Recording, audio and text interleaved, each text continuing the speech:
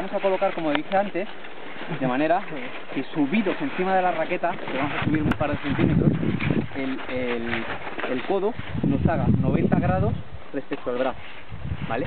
Esa es la medida en el llano. En el momento en que subo, voy a cortar un poquito el bastón, lo recorto para favorecer el ataque a la pendiente. Y cuando voy a iniciar una bajada, lo alargo un poquito más para favorecer que la clavada va adelante y entre antes el contacto del bastón con la nieve. Es un poco la premisa que le doy a la gente. Pero la gente no sabe agarrar un bastón. Le tengo que decir a la gente cómo se agarra un bastón. Bien.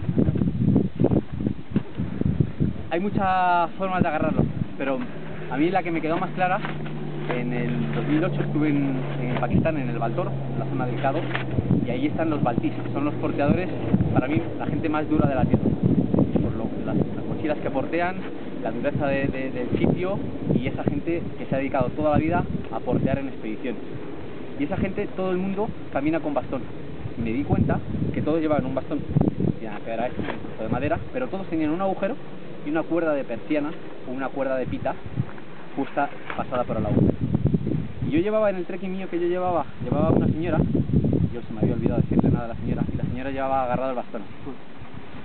Y me vino un porteador a mí, que me llamó mucho la atención, a decirme: ¿cómo dejas? Esto en urdu, hablando en urdu, tratándome de explicar ¿cómo dejas que una cliente tuya lleve el bastón así? El hombre estaba desesperado. Y yo le dije: hombre, sí, es verdad, lo lleva mal, pero...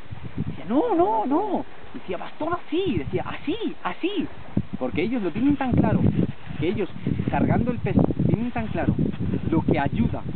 Fijaros, esta empuñadura de agarrar la cinta aquí en los apoyos, lo ven tan claros estos hombres que llevan mochilas de 40 kilos, muchas jornadas, y que no son mochilas, son armatostes con bidones, con cuerdas, en fistines. La ayuda que supone llevar la correa agarrada así, claro, luego les ves a los pobres las manos las tienen destrozadas porque no son cintas, son cuerdas de pita y llevan sangrando las manos. Pero ellos les ayuda tanto llevar la empuñadura así, que ellos son tíos, realmente son los que realmente tienen chequeado el agarrar bien un bastón. Entonces yo siempre lo cuento como anécdota y digo que hay que llevar el bastón metido. Les digo a la gente que meta la mano de abajo arriba y que muerda con el dedo, de manera que pudo en la subida prescindir de soltar los dedos, porque este hombre me decía: y es que además así puedes soltar los dedos si no tienes que hacer fuerza, me decía. Porque si sueltan la mano y pueden apoyar con la mano suelta, y además si te caes en una caída queda liberado el bastón y no me evito hacer eso. Pues esto se lo tengo que contar a la gente, no todo el rollo que se ha soltado del porteador, pero sí que agarren bien el bastón. Vale, pues ahí les digo a la gente: cogerme bastones y vamos a movernos en pendiente.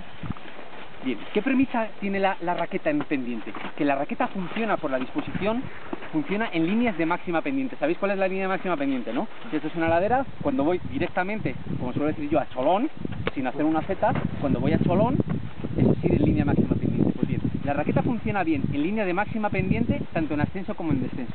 Y funciona menos bien cuando voy en flanqueos, a media ladera, en diagonal. Ahí funciona peor la raqueta. Bien, pues con esa premisa vamos a llevar a la gente a la pendiente y vamos a tirarle una serie de datos, ¿vale? ¿Cuáles? Pues que vamos a progresar. Acercaros un poco.